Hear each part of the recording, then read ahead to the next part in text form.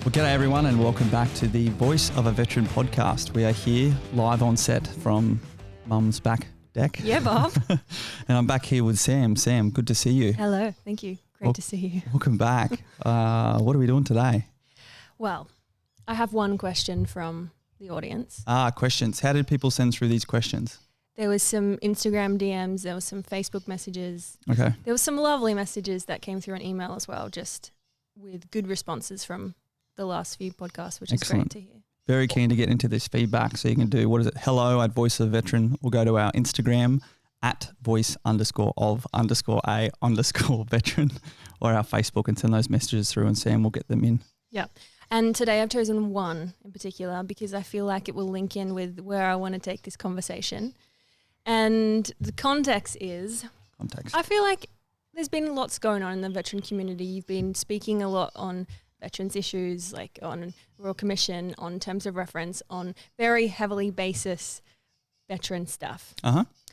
And there's also a lot of questions that come up on just skills in general that you learn in the military, that you learn in leadership, that you learn in life. And Yes. I want to talk about that stuff today. Okay, good. Very nice change of pace. Yeah, another reason is because we have a lot of listeners that aren't veterans themselves, Very true. that maybe know veterans, but I also feel like these types of conversations are relevant to people like me. That's just... You're right. And that was the whole purpose. The originally founding Voice of Veteran was to talk out with regards to mental health. It's just that a lot of these causes and campaigns have got along the way, but this is really back to where the true purpose and fulfillment is. So happy to go back to basics for sure. Okay, before we dive in, let's check in with you then. Where are you at? How are you going? And I was meant to keep you accountable for your fitness and stuff, so let's check in on that too. It's been all right. It's been all right. Like I told you, I have a Barry Crocker or a shocker of a headache today, but you're putting that down to some form of moon eclipse last night. We're not getting into that. Sam's quite grounded and earthy. I'm good. We have Copper down by your feet, sunning himself, magical little puppy. Fitness has been pretty good, getting back into morning cardio and getting back into my gym, but not quite there yet. But, I mean, developments are looking to step it up a notch next week. Anyway, not holding myself accountable yet, but we're going to get there. Yeah, cool. And just a brief overview of like what's been going on in your world the last 2 weeks. Yeah, well, we really did that planning conference up here in Brizzy, got the submissions to the Attorney General, which was pretty overwhelming. We had over 865, and then summarising a lot that's come out of that, and then trying to put forward essentially some key decision briefs for some of the key outcomes from that meeting. Really, really encouraged by the amount of will for a lot of the ex-service organisations to join together and collaborate, again, specifically for the purpose of supporting this Royal Commission. So my whole head is really racing forward to what steps we can take here and now to make sure we're setting up this proactive support base, including volunteers and everything, really converting so much of these offers of support that people have given us to make sure, again, we have these proactive support, outreach and follow-up capabilities, much like we didn't have during other inquiries. So the time frame is now working towards the start of July and trying to be a little bit more self-paced and bringing in other people to our team, as we've spoken about in the development of this new organisation, and Voice of a Veteran turning into this new not-for-profit charity, but most importantly, impact organisation that is going to be designed to specifically focus on supporting the Royal Commission, and is going to have a board of directors, and I'm simply just going to be a member of the force for good. So really looking forward to that, but it's still, as always, a bit of a sprint until then. So. Yeah, you briefly spoke about in the terms of reference video or the conference video that people can find on Voice of a Veteran YouTube if you want to check out some of the segments from that. That's right, we live recorded, yep. But you actually mentioned in there the closing off of Voice of a Veteran and the start of, so what now? So what now? The next step is Veteran Support Force, which is an organisation that is specifically structured within the Constitution of only being around as long as the Royal Commission is around, to specifically focus and support our community, including our families, during the conduct of this Royal Commission, to actively reach out and engage with veterans and their families to help them figure out and even facilitate how to provide submissions to this Royal Commission, and then to conduct physical follow-up with them, not just leave it to hey, if you've been traumatised by coming forward or this has stirred up anything, please call this number, but having someone who is a like-for-like relatable person to follow up and call that person, meet with that person, conduct community events to bring that together. And that's not just us, that's working with a whole raft of other ex-service organisations who already do this, but trying to concentrate our efforts, be more efficient in how we can help provide fundraising for them through to government policy.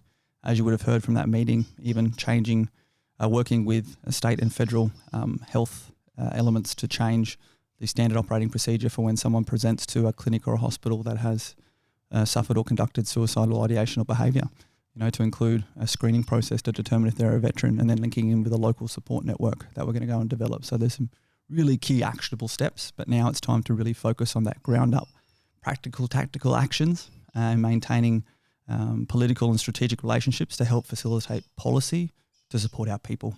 Now that we have this authority, it's all about getting back to supporting that groundwork that is our people and our families.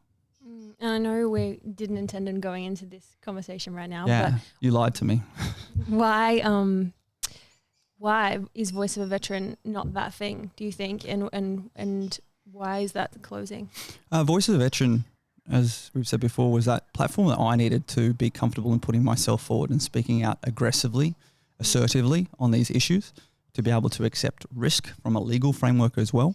But it has been fantastic in providing the cut-through needed and informing the trust of our community. It's also brought, again, as I said, that conference, plenty of hate, which is fine. And it's time to have me take a step back to allow no form of personal inferences or opinions or attitudes or otherwise to get in the way of what needs to be concentration of force supporting our people. So, as per any campaign plan, I never went into this thinking about just one single phase. We're now on to the next phase, and that's really stepping back and addressing the key areas only I can support, but really helping and facilitating others to get in there and do the heavy lifting, which really is needed more than one organisation can do, and that's by our powers and experience and personalities and preferences combined. And that's phase 2, which is Veteran Support Force, coming soon. Yeah, that's good. And I think we moved so quick in Voice of a Veteran too, and always had the idea of, maybe we should do it as a charity or a not-for-profit, but really it had the flexibility to do what it needed to do. Yeah, that's with the way that we set it up. I mean, look, even learning on the go what it needed to set up a charity, I poo-pooed that decision within 2 minutes of reading all the bloody governance I had to go through. So, but that's what we've been working on the last, nearly 2 months now. We've been drafting this constitution for Veteran Support Force and engaging with other people to be directors and going through the accounting policy requirements. And I mean, it's been a great learning curve to realise what goes into this and just to make sure we do it properly. So I'm really looking forward to presenting that, hopefully just in time for the new financial year, to be prepared before the Royal Commission is established, to make sure, again, we have that preparatory framework in place, ready to be proactive and reactive, not just one or the other. Stay tuned on that. Stay tuned. Okay, let's roll into Kimmsy's question. Kimmsy? Kimmsy? I think it's Kimmsy. Get it, Kimmsy. Okay, she says, how do you stay grounded and know how to set boundaries when people ask so much of you? I don't. I'm not very good at saying no. And that's directly from my psychiatrist during this week's session. Given my love language is acts of service and I pour my identity into that too much, as we've said on previous podcasts, I am fantastic at pouring myself into purpose, particularly to support others. It's just something very inspiring, but also burdening when someone comes to you with a problem that, not a problem that you can see that they're just being lazy, but a problem that it literally has hit them now at an emotional level where they are coming to you looking for support. And that is where I find it so hard to say no, particularly if I know I can take it on, and I regularly do, but to my own detriment, to my own headspace. And that's this last 7 months has been such a key inside of that. I've been used to huge workloads overseas on deployments, all that. And I've said on previous podcasts, I never had mental health or stress. I was just busy. Whereas particularly, and that's been that critical capability and enabler that's been missing, is that full support network, community, team structure. That's the big missing part that I had on all those other deployments and military examples. You and I have been a fantastic team, and if I didn't have you here, I wouldn't be grounded at all. I'd be, I don't know. I'd be somewhere lost up in the Alps, just living in a monk's cave and zenning out or something. You'd be very grounded if that was the case. No, but I'd be completely unproductive. You're right. I'd actually probably be like in a straitjacket with my hair frizzed out, like I just put a fork in a PowerPoint. But I think key part for me keeping grounded is even being like the first things first. You know, as I told you before, I properly stepped up Voice of a Veteran. Actually, no, just after I stepped it up, and when the Burton report got released and the tempo just went through the roof. You know, you were the person I reached out to. I was like, hey, I need help. I need you to provide structure. I need you to provide insight. I need you to provide a non-military brain to this. And your incredible organisational skills have been that. And then it's actually been piecing together through the conduct of this, because I sort of really scrubbed all of those people around me, apart from key family members, during COVID and during my own mental health degradation over the last year, to then reach back out to, like I've told you, my sister's been so huge in always keeping me grounded, always keep me accountable. Even when, the media started to really jump on and love me with things, she was the first person to say, hey, cool, so why are you having this interview? Like, what's the purpose? It's not to go out there and cut someone else down who said something against the veteran community. It's in order to be positive and proactive, and just having those pre-briefs beforehand have been amazing. And then there's been some other key friends that have really helped support me, and just, again, been there just to be there for me, as opposed to being there for needing something or wanting something. And that's been that quality time that I've talked about, those people who've really been able to achieve what I need to feel valued. And that's just being around and with me through thick or thin without a required outcome. They've been those that are key in supporting.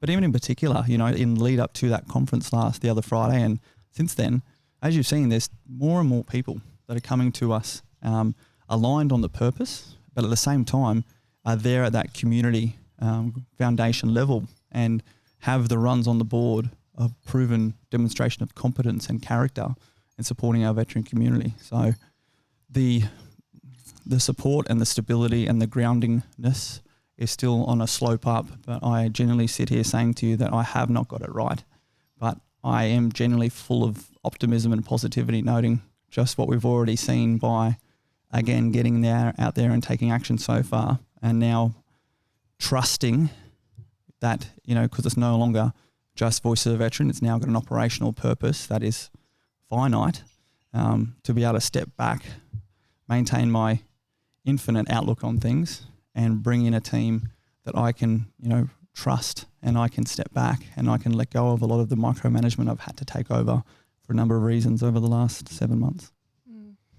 So taking away the external support net you have for purposes of keeping you grounded, I know I'm not going anywhere, I know Tali's not going anywhere, yep. I know people aren't going to go anywhere, but if you were to... Better mention Mum's been huge, like I said, quickly moving up here, selling my unit in Sydney, moving up here and living out of Mum's place, to be able to have that daily support, that daily verbal engagement with a lot of these things, and some of them are like very sensitive, as as well, through to just having good nutrition, watching Copper fall absolutely madly in love with her. It is so fascinating. Just so you know, I've lost Copper as a dog. He's infatuated with my mother, but he still obeys and listens to me. But even that's just been so warm to see that, true affection, even watching, it open up this new love chamber for my mother. So being so grounded, and I've had to really immerse myself in my community as opposed to sitting back and choosing to engage in it when I wanted to. And I think that's all a part of that pendulum swing. And now it's about just finding where I need to rest in the middle, as opposed to just continuously going from one extreme to the next. Yeah. So outside of people, yes, what do you do, or what could you do, or what do you feel like you need to do in order to keep yourself more grounded on a day-to-day basis? Ooh, fitness is a big one for me, as you know. My ability to get in there and actually do something physical that I'm able to sort of not disengage my brain, but disengage my strategy thinking brain and really just be able to focus on task. And as definitely activates your creative brain. Yeah, as you know, that's when I'm actually removing these, what is it, left side, right brain? When my brain isn't thinking in the operational mode, that is when, if everyone doesn't know, like I'll be at the gym and next thing I'm texting notes to Sam and writing down TED Talk propositions and all this, and it's good stuff. And it's stuff that I can't think of when I'm there focusing on it. It just flows to me. So fitness is a huge thing. And even as random as it sounds, and the best thing about having, a dog is getting out there and going for a walk. as weird as it sounds, like I always feel like I should be going for a run, you know, doing something more at a high performance level. But particularly now up here in Queensland, you know, what is it, 23 degrees today, and getting out in the morning and maybe even again in the afternoon and just going for a walk and putting the phone down or leaving it in at home and actually watching him walk and looking out and around and taking some appreciation of the surroundings, even if it's 30 minutes. That's been like a big thing that I really need to do more of, and I've really found has been a much more grounding, bring back to live in the moment activity. And that's the biggest issue for me, is head always goes to long-term planning. And even working with you, particularly where you keep bringing up some of our own old content, and Sam just has this incredible ability of just to keep going back through all the things we've done beforehand, whereas my head's sort of like, oh, we've done that, move on. And she'll bring up these segments, and even looking at some of the original segments we did like 6 or 7 months ago, and literally getting to see that the same message is still true. I even feel like I said things better back then as well, because there was more space for that creativity and that flow and that awareness to go through. And then just even taking that time to work with you to reflect back. So trying to bring myself from all the way out here, at least back to having a bit more living in the moment, and then being further assisted by every now and then actually conducting some critical and positive reviews, is really helping to try and, you know, bring in at least a bit more stability and balance to that process. Yeah, that's good. Why do you think we need these moments of the gym? Or for me, it's like driving long distances, or like sometimes people will be like, I get all my best ideas in the shower. Like, why do you think we need these moments where we, I don't know, find our creative outlet to disconnect from our brain? Yeah, I'm unsure. I mean, I've said this before, where my last deployment to Iraq in 2016, 2017, my role was the Joint Plans Officer for the Special Operations Coalition. And I was working with an amazing team of very smart people, including, you know, a former US fighter pilot and a SAMS graduate and all this. But our role was to not plan anything less than it was 6 months out from commencing. So there was a 6 months buffer. You know, as soon as it came into that buffer, then we passed it to the operations team.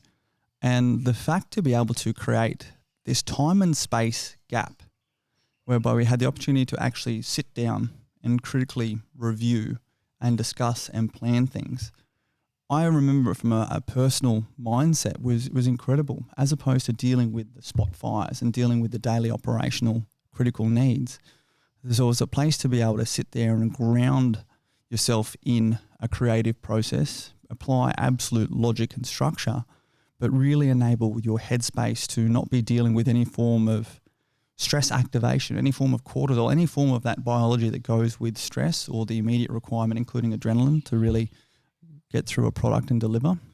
And then to be able to do though in that deployment, what was I there for, like 4 months, a little bit more, and to be able to do that over a sustained period of time. I even remember my fitness regime and my nutrition and my sleep, all these things. I was in such a better mindset, which was fascinating, because at that time in Iraq, I remember it was particularly when ISIS had developed the technology to start dropping 40 mil high explosive grenades and all this from, you know, those little gyrocopter drones. You know, they had this regular propaganda piece where they were flying these drones over Iraqi and coalition forces and dropping them. They were actually putting cameras on the end of the 40 mil bombs when they dropped them as well. And these were these terrible propaganda videos. They were talking about how they were killing and maiming people, and you know, that was a capability we'd never really identified as a threat in a conventional war zone, even unconventional war zone. You know, we had the big proper high flying UAVs dropping bombs and all this, but you know, we'd always had air superiority, whereas these could be picked up by anyone.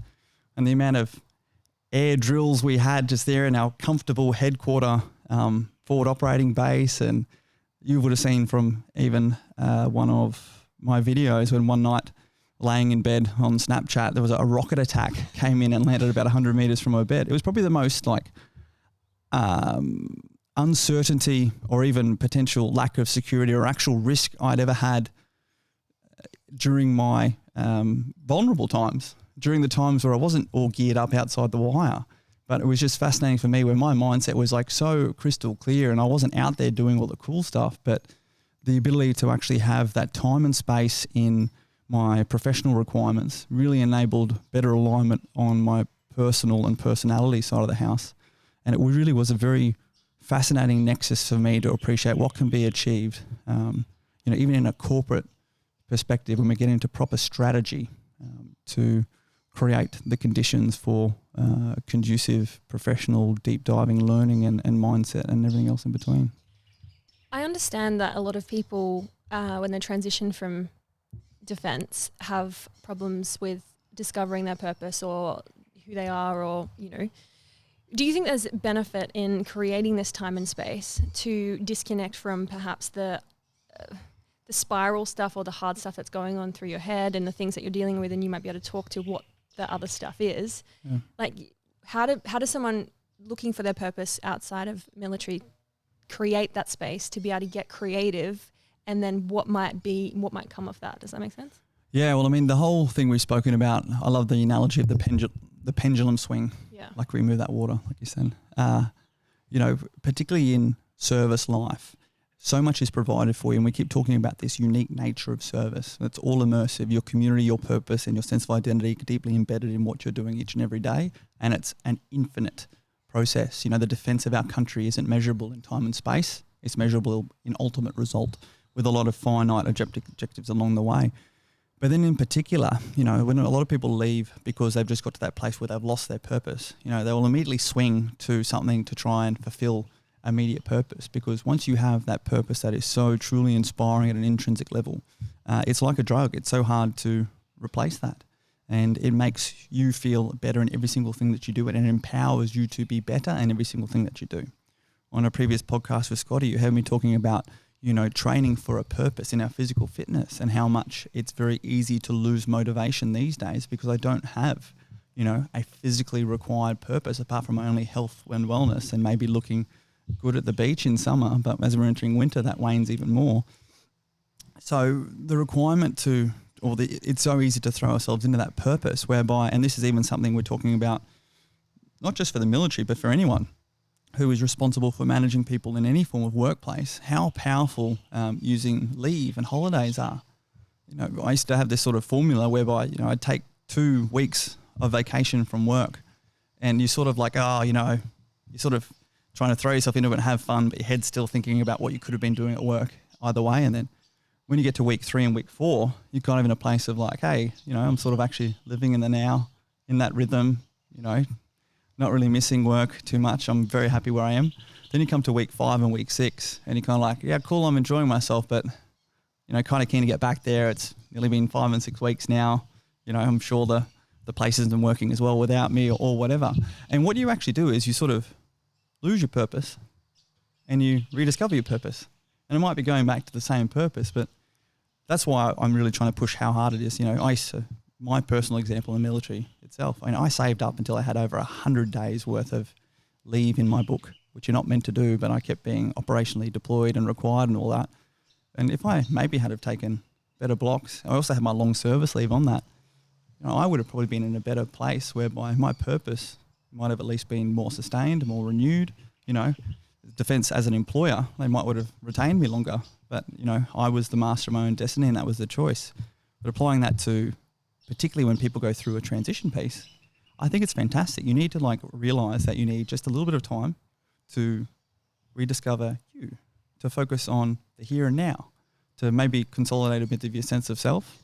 And particularly for many people, and particularly for veterans in that transition space, so many of us have saved up our injury claims, our paperwork, even what it takes to become a proper civilian, like getting a Medicare card, finding a new GP. There's this long list of to-do lists, and that becomes our immediate purpose, and we throw ourselves into it.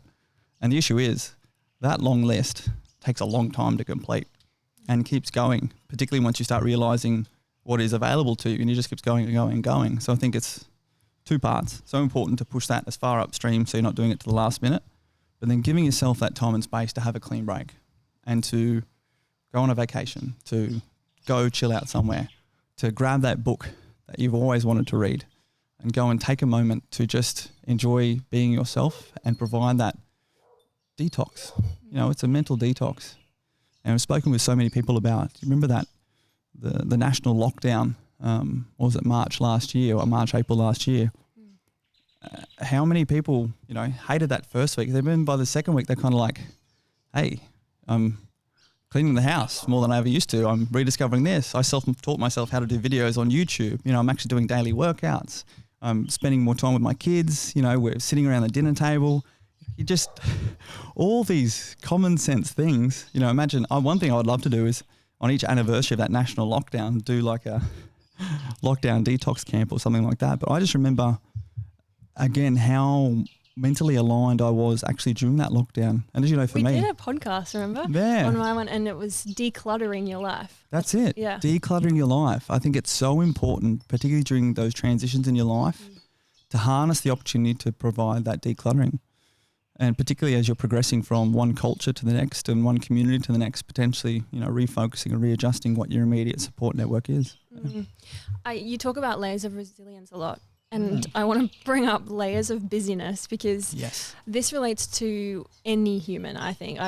I've worked with so many women. I've seen so many people that have latched on to this thing of busyness because I get it. The world's, we're busy people, cool. Yep. But it takes layers of this ideal to strip off this busyness to be able to actually sit in the time and space and allow yourself to be there. It's actually so hard to allow yourself to be there, or take a day off, or take a week off, or absolutely. You know, I have a friend over in Canada. She's taken like 3 months off, and I've been there for like every week. I check in with her because her journey of being able to actually take the leave, because it was to do with emotional stuff, actually take the leave, and then the first month was just like fighting that and needing to do the to-do list, and then the next month was like you say, oh, actually, I'm kind of liking this. And then the third month is like, I'm finding all this new stuff that I want to do, and I realize I love this about this, and it's and that's where she might discover. That's why she might actually discover like a new purpose. If you're not so motivated to go back to what you were doing, that's that place where it's just like, hey, you know, what inspires me next, for sure. Yeah, I think it comes from a place where in this, this modern day of, you know, how accessible all information is. You know, there's always something going on around us, or in our pockets, in our devices, on our computers. So we're sort of compelled to think that we need to be much more proactive and much more productive than we are. You know, to be able to simply sit back and say, hey, I'm not doing anything today. The society's almost shifted to a place where it's like, don't you have something to do? Yeah. You know, we always feel like we have something to do, as opposed to, no, I'm taking today for me. You know, people always think, you know, particularly with social media, if you're not doing anything, you can always jump on your social media and potentially work on your own brand, potentially work on, you know, communicating with people. You know, we've turned that into our digital friend space, as opposed to actually much more getting out there and interacting with each other. So I don't know about you, but I really feel like there's been much of a cultural shift, particularly in our generation, that, you know, just simply having spare time, unless you're like dedicating time to meditate or things like that, it's kind of not okay to not be doing anything. You feel guilty and you feel lazy, or you sort of, that judgmental shame factor comes into it where you're like, oh, you know, am I being the best? Because everything's like, be the best you can be. Whereas it's actually appreciating that sometimes being the best you can be also needs to be doing nothing to enable the best part of you to have a rest and come back up. And that doesn't mean that you're available. This is something that I've been learning recently, because I was shocking at this, but I've been so dedicated to what we're doing and fulfilled in purpose and satisfied and lit up and energized to do that, that I've chosen to do that. And then on the off days, I'm like filling up my tank. So I'm like working out the balance of what I need to fill up my tank. And that typically means that I'm like out in the jungle by myself, or hiking, or doing stuff by myself to fill that up. Not rolling your ankle. Sometimes I do that. Sam has rubber ankles, people. The amount of times I have We don't need to bring that up. Well, I have gotten pictures of Sam with her leg elevated and a new swollen ankle from slipping on her driveway. Yeah, but when I'm not, so that means that when I'm not in alignment and like I'm not choosing to fill my tank up, my ankle will do it for me. That is very true. Sam has very tangible warning signals when I have to tell her to unplug for a day. Yeah. But even better, she's like, okay, my ankle's rolled. Is there any work you need for me? So we have Copper whining. Copper, come here. Hey, come here. Oh. Bring Copper to the table. But Puppy break. By doing that, it doesn't mean that I'm available, which is something that I've had to really learn to put up boundaries and say, cool, I'm actually very introverted today and I just need my own space. Yeah. And usually that's hard for me to do that with family or friends or feeling like I should be doing something else. But it's also it's been so good for me this year. Yeah, good. I mean, I've definitely seen that, and that's where I've been actually so impressed with your work ethic. And I haven't, particularly in that first 4 months, I was definitely like, yes, finally somebody who can sort of keep up with me. But to be honest, I then had to switch into a bit more of a manager mode and be like, hey, I'm taking a day off, you're taking a day off. And we've needed to do that. We've maintained that and surge as need be. But it's so important, particularly in this day and age when, even working from home and doing this sort of stuff, there's no defined work week and you don't need to log into any special systems. So it's very easy to, there's no delineation between home life and work life. And I mean, I love that, but that's all I've ever done. So I'm actually appreciating that, no, you kind of do need to actually start to set your own boundaries. But that's also a good thing with, I think, with being able to have freedom in your own schedule and freedom in what works for you. Like you give me the freedom to do what works for me. Yeah. And so therefore I'm more energized in being able to do that. Yeah, no, that's it. But I think it's also, even for myself in my own boundaries, once we sort of hit dinner time, that's it. Otherwise I'd always jump on my laptop again after that. And now I'm like actually making myself, watch a TV show. I actually even downloaded Stan and things like this, things I hadn't done before. I know I have a whole pile of books I need to read. Yes, I get this. But finding that time where you can just sort of switch off the brain and not feel guilty being not productive, but actually it comes down to establishing boundaries for yourself, appreciating that otherwise you're just actually impacting on your ability to enter into that creative space.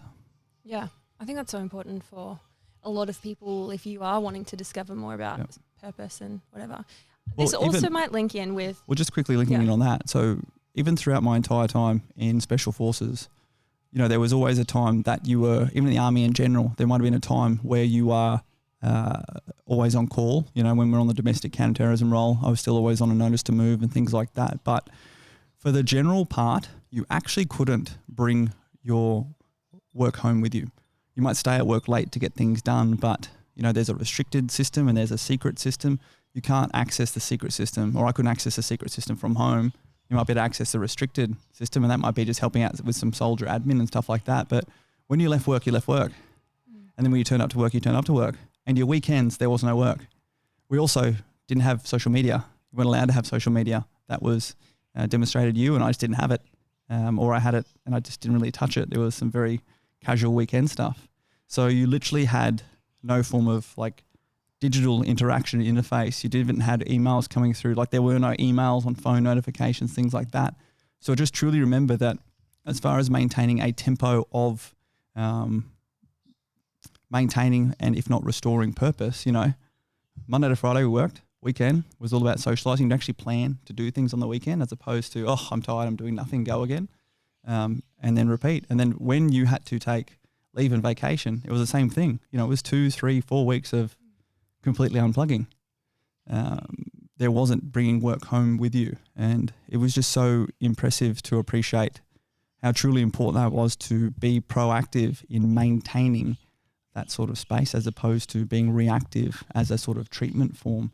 Because then you'd go away on operational deployments for, 3, 4, 5, 6, 7 months and then come back and have extended leave breaks.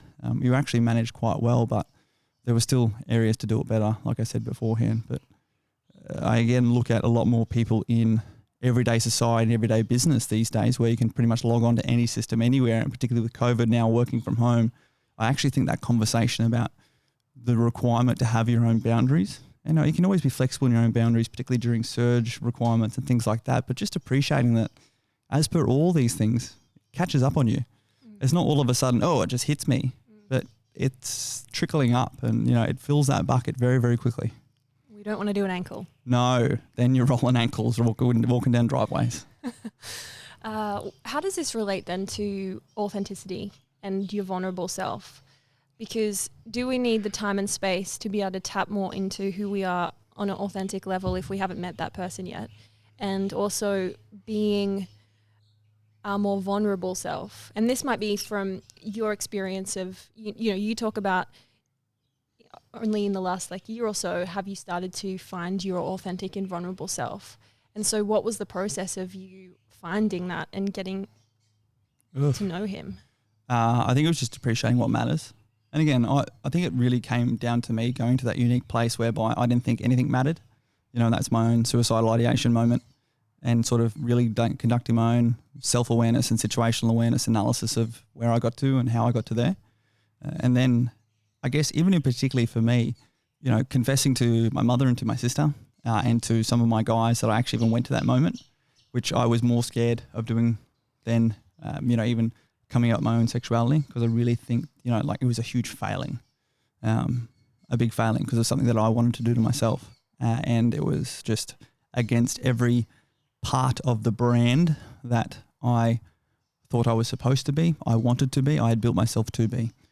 So then it was from there, and then seeing in particular the reactions, the support, the engagement, and indeed what that brought out in so many others. And we've said this, how many of my other guys and how many other people I've spoken to then all of a sudden felt that was their approval, their ability, their vulnerable safe zone to be able to say, well, yeah, wow, I didn't realize, I've actually been there as well.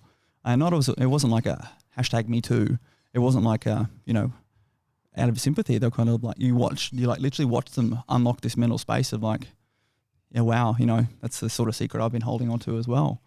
And then even just appreciating through the lens of responsibility, not entitlement, that just being more aware of yourself and accepting of yourself has been the biggest thing.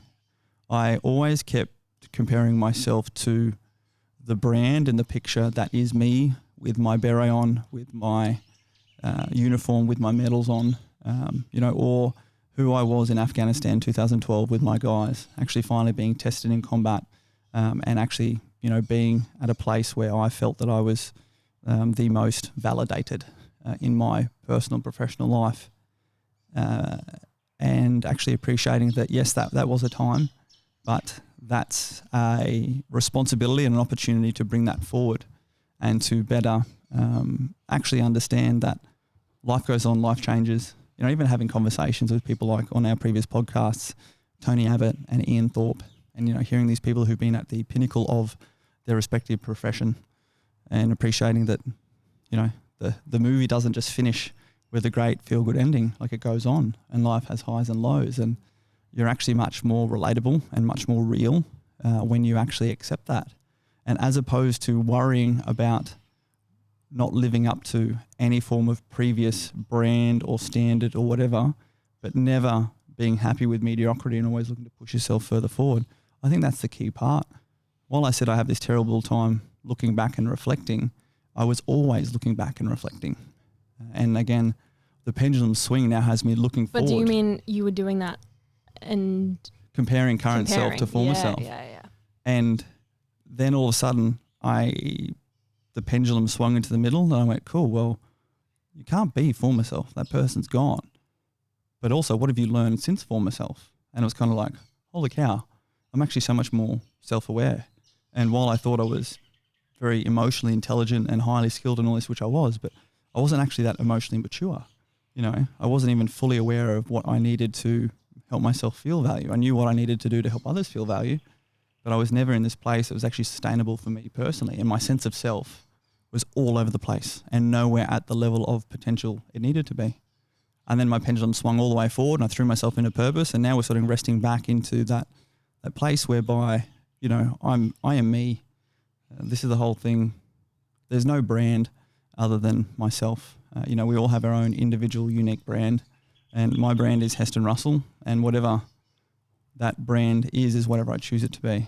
And I can't influence what other people think that brand is. I just have to be happy with who that person is when I go to sleep, when I wake up, and every other time I look in the mirror to conduct a quick assessment of, am I doing what I'm meant to be doing? Am I being good at my job, and am I being a good person? So I think it's, again, to answer your question, coming back to appreciating what actually is important. And for me, it actually comes down to essentially health and happiness. And for me, I'd actually just refine it down to happiness. And it's not like, haha, the world is lovely happiness. It's like, what do you need to feel physically, mentally and emotionally in a place whereby you have the potential to be performing at a healthy rate because you actually feel content with who you are and what you're doing, imperfections and all. Yeah. Sam's little reflection moment. So I've been reflecting. Okay. Remember when I say that? No, I want to go more onto that because I think that's really good. But I have a question around your sense of self.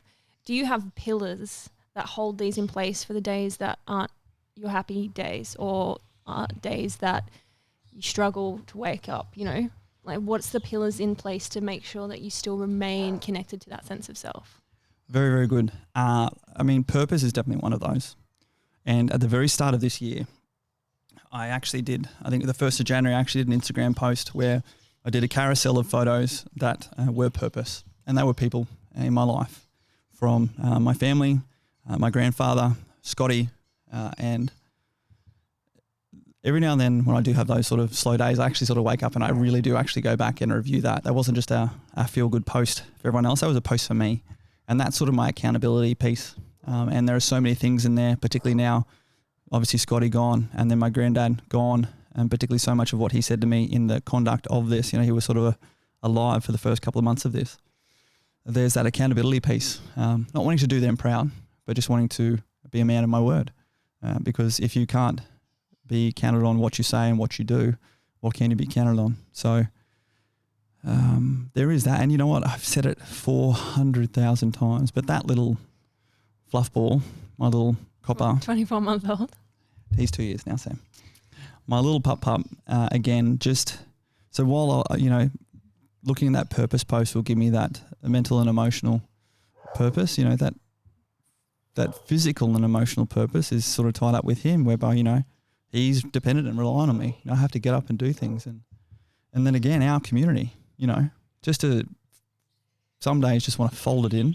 It's like, no, you know, looking back through some of that impact that we've had and, you know, people who have responsibility to, but it's very careful here because you'll hear me keep saying there's all these purpose outside of self, purpose outside of self, purpose outside of self. And then it also just comes down to the fact that, you know, I know that deep down, if anything, I've learned over the last 5, 6, 7 months that you never truly realized or know like where your story will finish or what your story will include. So this is going back to that sort of commando mindset and that infinite mindset in that I need to do what I can do when I have the time to make sure I'm ready for whatever. And it's sort of getting back to that, you know, what might you be needed for? How will you be best prepared to be that when the calling comes?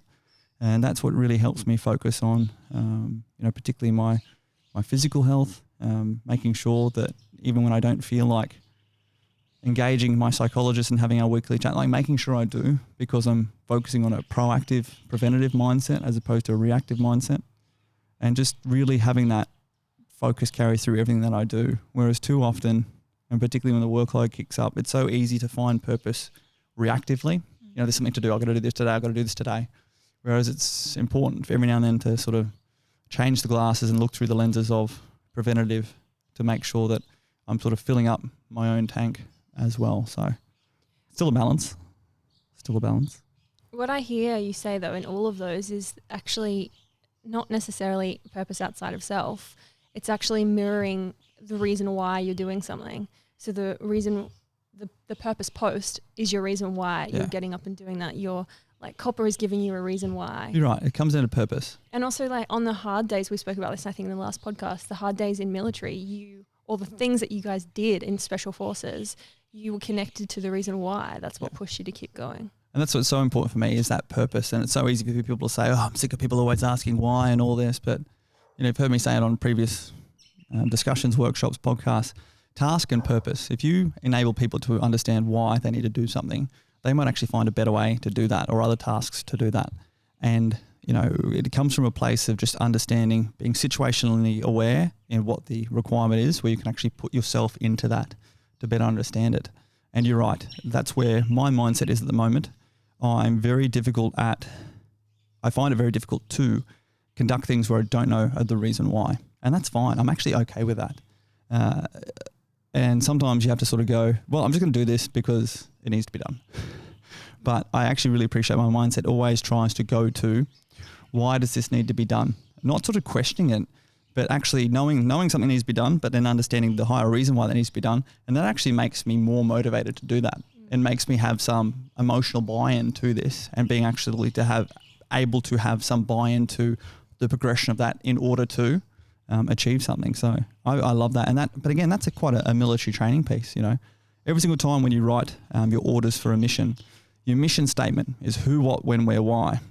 It ends with why, and that why statement is in order to. You know, you are to achieve this mission in order to blah, blah, blah, blah, blah. And that might be in order to support the local population. That might be in order to actually enable the element above you to help achieve their mission, as a part of sort of this mission nesting that we go through in the military jargon. And in particular, as far as the practical, tactical application of the understanding of the purpose goes, in the event that the who, what, when, where of the mission completely break down, every single person who's receiving that orders briefing is understanding the why, the purpose, the in order to.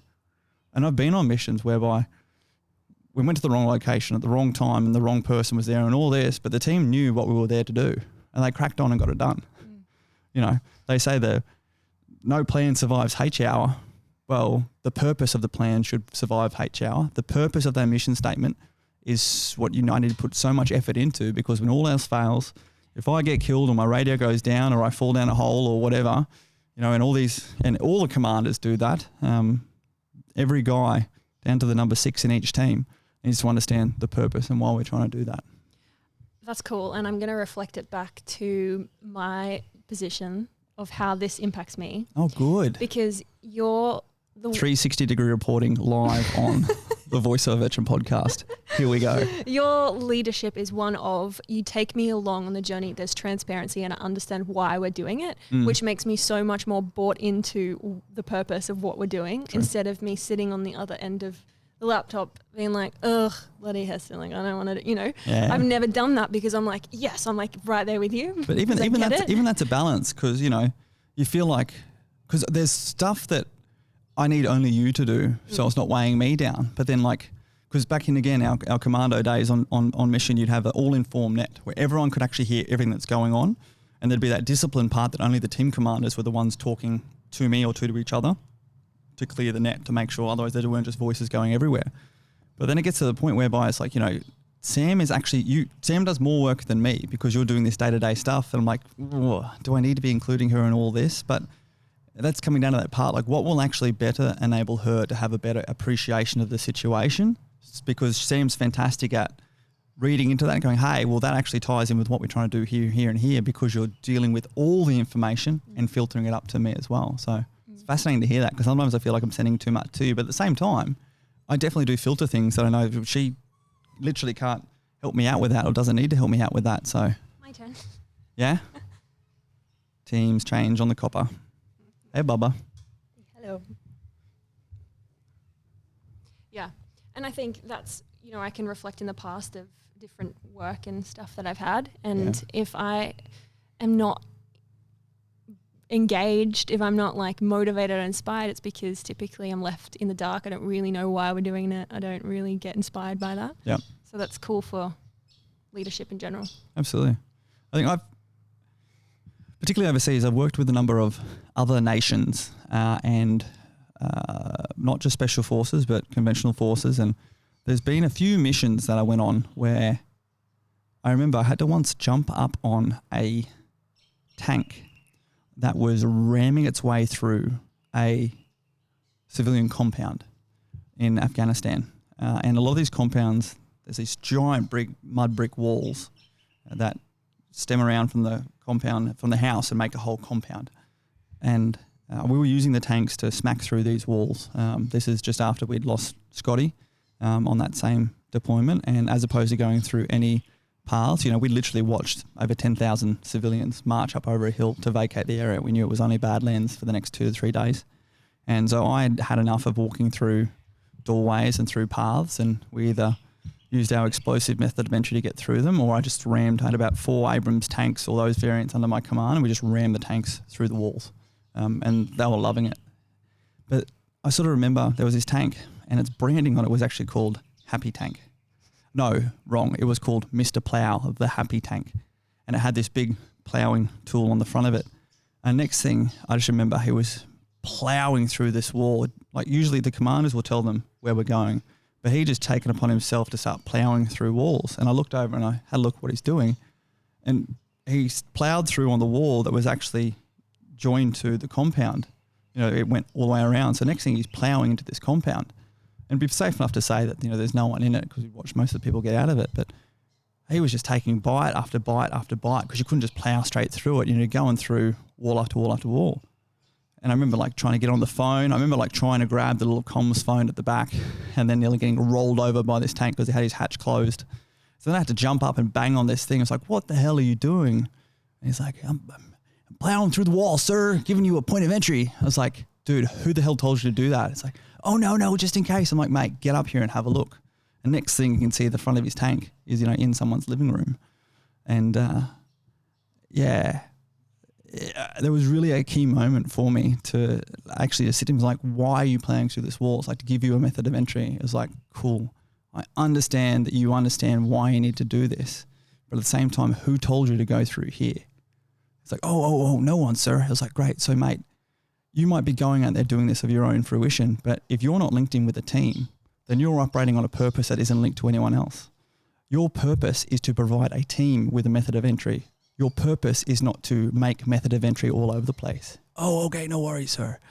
And it's a very, very small nuance, but you know, you can sit back and as opposed to wanting to kick this dude in the face for being an idiot, you have to sit there going, he thought that he was truly operating off purpose because you actually hadn't been to script enough and letting him know the true reason, nesting it as to what his tactical application of that purpose was. And so that's where so many people can go very wrong in being very flavoursome in their purpose, enabling people to maximum creativity, which is also great, but it's very, very key to really drill into making sure the person truly understands what their purpose is, but also in relation to others and in relation to the situation, in relation to a finite period as opposed to infinitely go forth and discover and invest that purpose to every letter of the sentence, even though it might not be irrelevant in that application. Does that make sense? Yeah, for sure. Is this where situational awareness comes into it? That's it. Self-awareness, situational awareness, and the balance between the two. I want to understand where this began for you. Like, how did you begin were you like this already before you got into the military? Or these are self-awareness and situational awareness are like huge catchwords for the military. Yeah. You know, self-awareness, in particular, situational awareness. Military is all about situational awareness. From day one training, you need to like increase your situational awareness. You need to be looking at and you be focused. Like, don't look down at the ground when you're patrolling, looking out. Through to on the commando selection course, you know, part of the criteria we are assessing people on, and we build the modules how to assess them on their situational awareness. Self-awareness is actually something that's not really brought into the military in that terminology. You know, even like your own dress and bearing and things like that is brought into situational awareness. Like, you know, during the conduct of that movement, your epaulette came undone or things like that. You need to have better situational awareness. The military is all about situational awareness. And then particularly doing some work to redevelop and redefine some of the stands on the selection course for the commando selection, working with some incredible civilian psychologists, psychiatrists, people that was really starting to hone into this. Emotional intelligence really comes down to self-awareness. Emotional intelligence is self-awareness. Your ability to understand yourself spiritually, mentally, and emotionally, as well as physically. So then it's incorporating the two. And, you know, I've spoken about this balance between the difference between confidence and arrogance. You know, the application of yourself into something without any regard for the situational awareness, when you're actually aware of that situation, is arrogance. Whereas being ignorant to the situation is potentially not arrogance because you're not doing it for your own self-purpose. So it's just so important. And the key fundamentals, you know, the key things that make the best people, the best special forces, soldiers, officers, are those who are extremely situational aware. But the next level of elitism is those who are extremely self-aware as well and are able to intrinsically link those two together for productive outcomes. And that even then comes down to that human level, because the more self-aware you are of yourself, you're then able to actually better learn and be more empathetic to others by better understanding what their sense of self is and how they are physically, mentally, and emotionally regulated, and then apply both those considerations into the situational awareness to execute tasks or achieve purpose. Agreed. Okay. If you spend a lot of time what's that word? Compartmentalizing. Yeah, that one. Why can't I say Big that fish, word? little fish, cardboard box. Yeah, if you spend a lot of time doing that in military life, which you've spoken about before, how does that, I think that is a huge impact on self-awareness. Compartmentalization is trauma boxes or potential trauma boxes as opposed to education boxes. Yeah. So anything that could potentially impact on your ability to exercise or develop great situational awareness, or particularly situational awareness or even self-awareness, is put into those boxes and stored. Critical incidents, potential inferiority complexes or things like that, you put them in that box, and your sense of self comes from your uniform, your role, your task. So particularly so many of those emotional compartmentalization boxes come down to actually your sense of self compartmentalization, or big fish, little fish, cardboard box. So anything to do with like potential differences, potential things that could provide any form of personal uncertainty in the workplace or personal uncertainty for yourself, you put those in a box behind the screen of what is the sense of self you're provided with, and that is the military person of you. And this is the key part I'm talking about, is that your sense of self in service is this big, all-encompassing identity that is the military version of you. And then when you leave that, you feel that you're only this part of this. And what happens is you are taken away from that all-immersive and all-supportive environment. And the luggage you take are all those little boxes, all those little differences that you now have to either appreciate and open. And in the process of opening them, you're actually presenting yourself with even more of these uncertainty. At the same time, where you're presented by all these other uncertainty levels that you have to go through to go back to the standard of living, the standard of employment, the standard of satisfaction, the standard of welfare, the standard of community, the standard of purpose that you had in service. And as opposed to going back to them, as it's just going back to the comparison of them. So you're going through all these multiple layers of unpacking furniture and taking on new furniture and unpacking boxes that you're just not prepared for. And this is the part where I'm trying to talk about so much, in that what I've even realized backtracking through myself and having this conversation with so many others, and this is so important for everyone in any form of transition, where they're going from a shift in who they are and who their identity is to potentially anything. It's consolidating and unpacking all those boxes, becoming comfortable with what's in those boxes, not just hiding them back in the basement. That's your vulnerability moment. Hey, these are all my boxes. Sorry, it's pretty disappointing. Yes, I collect comic books. Do you really? No, I don't. I do, however, have a huge collection of like basketball cards when I was a kid. I just found the other day. Anyway. And Penthouse. I have a Penthouse magazine. You have 10, but okay.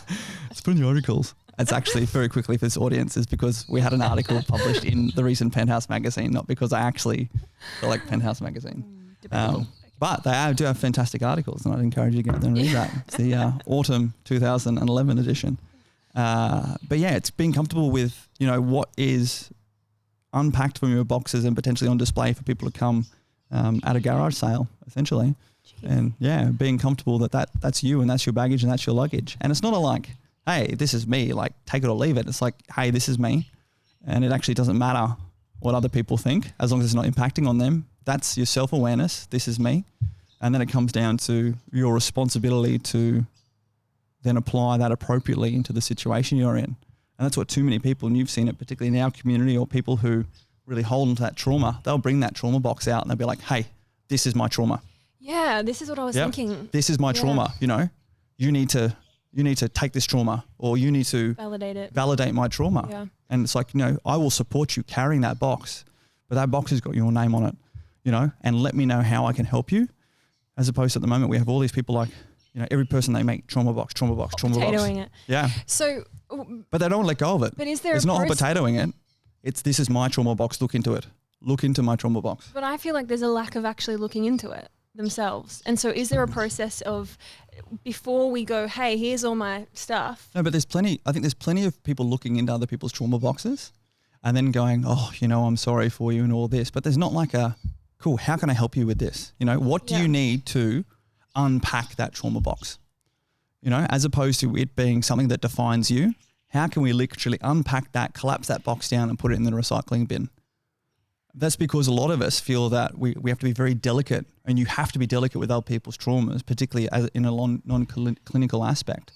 But particularly when someone's been holding onto that trauma box for so long and it becomes a definition of them, how can we assist that person to then harness that trauma box as a responsibility or as an opportunity for them to then be productive and proactive with that? What would be a tangible example of what someone might be carrying in a trauma box and the process of them, okay, it's time for me to look into it myself and integrate it, so accept it, and then move on to the next part? Like what's a tangible example for people to understand what that might be? I think first and foremost, it's very important to note that particularly when you have had one or many of these trauma boxes for so long, it's not just simply as easy as, like I said before, very flippantly, and I don't mean to be, unpacking it, locking it down and moving it back and recycling the box.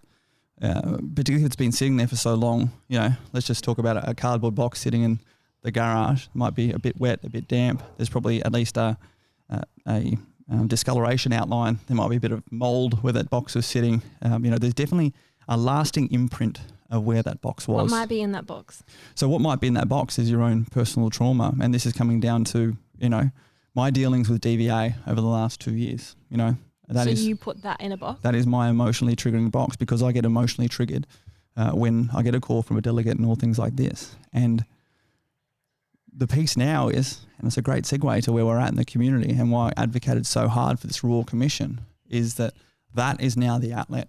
The responsibility piece now is for me to put all these fantastic words and conversations and stories and recollections I've had of my trauma into a document that contains everything. And that might take me months to do. But as opposed to grabbing my trauma box and showing everyone else, I now had to sit my trauma box down, open it up, and go through every single piece and itemize that trauma box and do it, check it twice, check it 3 times, read it through. If I'm comfortable, finding someone else to read that through. So as when I submit that to the Royal Commission, someone who has no idea who I am can pick that up and can at least understand that what the key issues are, and then can contact me to come forward and say more. And the key part in this, particularly when dealing with emotional trauma, is to conduct that inventory, write that down, and then give it a few days, come back and reread it 5, 6, 7 or 10 times, because the first time we write that, it's going to be full of emotion. The dust, the emotional dust that's on each of those objects I pull out is going to fall onto the page.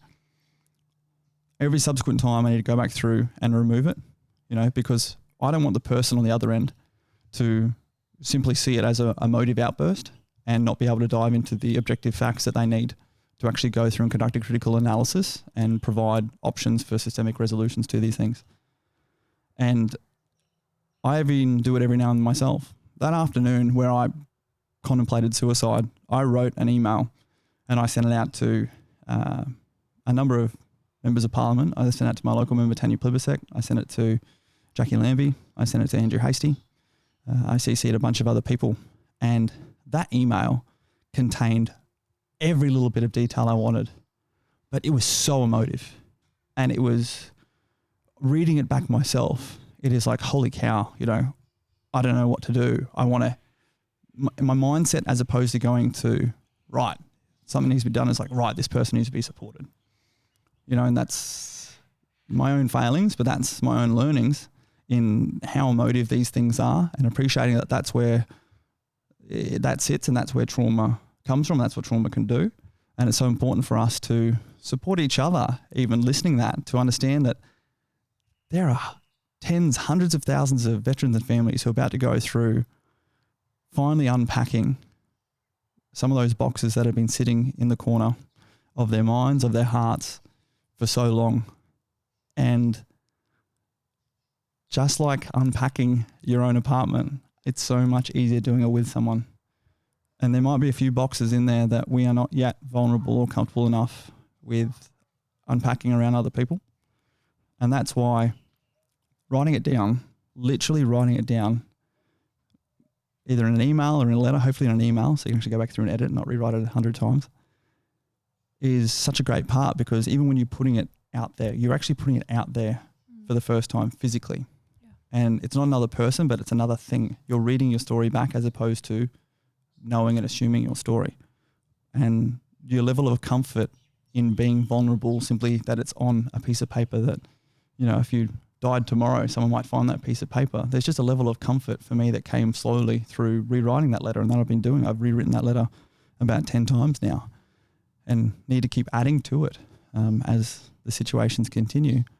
And then finally getting to a point of finding that right person saying like, hey man, or hey girl, you just have a look at this for me. And you know what? In doing so and collaborating and supporting each other in this, if you're comfortable in doing so, you might help someone else feel vulnerable enough to find that courage and do it themselves, or even just help them structure that. And, you know, as we talk about the next steps for Voice of Veteran and Veteran Support Force, that's, even if we are just able to potentially help people find someone that they're comfortable to help them write down what they've got, because you know it yourself, Sam, some of these men and women that we've spoken to are not at a level of emotional stability to be able to sit down and do that. And we need to be so careful asking them to do that. We need to proactively appreciate that. You can't just say the purpose is to get as much information in, because the purpose is also to support and help them individually and collectively in this healing process we're talking about. And there might be so many people that aren't willing to open up the box yet, right? Mm-hmm. And I know they need to right now. Absolutely. And it's so important that they share that, and we have this opportunity for them to do so. But what about if they're just so, like, they're just not ready? That's it. And, you know, that's where we definitely need to and have spoken about appreciating that as well. And the best thing we can do at our individual level is leadership by example. Yeah. You know, do your part, look out for others that you can help do their part, and also appreciate some of these things take time. You know, if everyone is not ready to provide their submissions the first week the Royal Commission goes live, that's okay. Because as time goes on, people may grow and become more immersed in this process and wake up that one day and be like, hey, you know, today's the day I feel strong enough. And that's where we need to make sure, and what we're trying to do next in the veteran community and just in everyday support community for anyone out there, is to identify that, you know, that day might come where we are able to then support them in that actual process, and we need to be able to. And also that once they've done that process and once they've submitted that, that's where another level of vulnerability comes from. You know, holy cow, someone else is reading this, someone that I don't overly feel vulnerable with, but it's for the purpose of supporting our community and supporting our families. And, you know, they might have that guilt collapse in, they might have that shame creep back in, they might have this doubt creep back in, what have I done? Or it might have stirred up emotions in doing so. And that's great, again, to keep working through, because there's even when you deal with trauma, there's actually a grieving process in dealing with trauma itself as well. And to appreciate there are these phases we need to look out and help each other out with as well. And anyone who's been through any form of process, be that an acute traumatic incident through to finally accepting that something was traumatic, or finally accepting something wrong with themselves, there's actually a grieving process. And this is where, again, we need to be proactive and reactive if they need extra help to reach out, but more proactive in our everyday surroundings. For people listening to this, if you know a veteran, you know, reach out and find a veteran. You know, figure out if your next door neighbour is a veteran or is a family of a veteran who is going to be contributing to this, and start setting up those proactive networks and communities, because that's where we provide those protective parameters and layers of reactive and proactive resilience to help each other. I would think that calling you and telling you something, telling you a trauma box for me would be way more vulnerable for me than to write it down for someone that I don't know that's going to read it. You know what I mean? Like when you have to call people that you love and that you know and that know you well, it's actually way more vulnerable to bring your stuff up. You're actually 100% correct. And so it could be the biggest obstacle or hurdle first, that if someone has that person to do that with, and then the process becomes easier because you've got it out. You're 100% correct. Let's even go back to me admitting that I wanted to take my own life. I wrote that email to a bunch of people. Andrew, hasty on you, but I BCC'd on him on that email because he was in that portfolio and position, or he was in the political position. But yeah, I was so much more comfortable just telling complete strangers. And then to tell your That mum. was that was for a purpose, because they needed them to take action. Yeah. Whereas me going to tell my mum and my sister, because I thought they're going to take this on board. They're going to think that they missed something. I don't want them to be scared of me. I don't want them looking at me differently. You're absolutely right. I mean, great. You even just helped open my eyes up there. And that's the whole process here. Perhaps we're better to make sure that indeed we're there ready to proactively support, but at the same time appreciate that some people might simply need to, as a part of that process, conduct their initial input, and then by simply being out there and doing things proactively in the environment, in the community, have them the ability to self-engage as opposed to us looking to... Well, that's it. I think the whole thing is providing us the opportunity to opt in. And we said this at the conference the other Friday. Everything is opt-in. Everything has to be opt-in. Compelling people to be involved in this is, that potential trauma piece. Yeah. But also, it's still a good proactive approach to go out and start building the relationship and trust and opening the conversation. Like, hey, if you ever need to... Culture and community is a force field that protects you and the net that catches you. Yeah. And it has to start somewhere, Let's provide that template that is ready to either protect or catch people when they need it. Yeah. That's the plan. Cool. Well... That was good. That was really good, Sam. I really appreciate it. What are we going to talk about next time? You'll have to tune in. So again, thank you for listening to this episode of the Voice of a Veteran podcast. Thank you again to Sam for really bringing out these questions. Absolutely. And thanks for everyone who's writing questions in. Feel free to keep DMing me. That's it. So remember, this podcast is available on any and all streaming platforms. You can access it via the Voice of a Veteran website, voiceofaveteran.org/podcast, or via links on any of our social media, Instagram, Facebook, and even on LinkedIn when we remember to do that as well. So thank you so much, and please use this again to get ready, support each other, take that time to have your own mental fitness session, embrace some of your own vulnerability, or just chew a bit of time that's you investing in you as opposed to for any other proactive or productive purpose. See you next time. See ya.